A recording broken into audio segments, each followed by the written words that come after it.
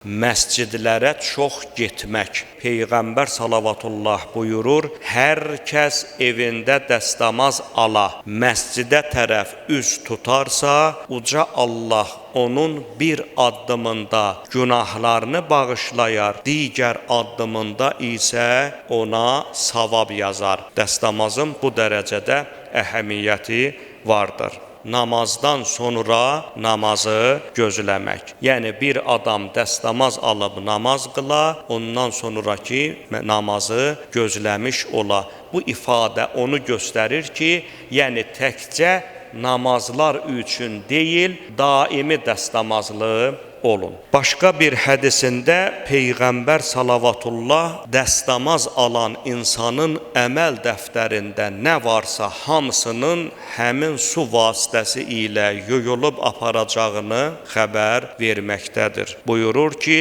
mən təvəddəə kəma umirə, hər kəs əmr edildiyi kimi dəstəmaz alsa. Kəmə umirənin mənasını alimlər belə xırdalayıblar ki, birincisi, məsumlarımız bizə necə öyrədiblərsə, gərək eləcə dəstəmaz alaq. İkincisi, dəstəmazı təkcə zahiri hökmlərlə deyil, eyni zamanda onun batini hökmlərinə də xüsusi diqqət edək. Burada xalis niyyət və digər məsələlərə də gərək möminlərimiz xüsusi diqqət göstərmiş olalar. Dəstəmazı aldıqdan sonra əmr edildiyi kimi, yəni Peyğəmbərin göstərdiyi kimi namaz qılsa, keçmiş günah əməlləri varsa, hamısı bağışlanar. Allah tərəfindən onların üstünə əfv qələm çəkilər.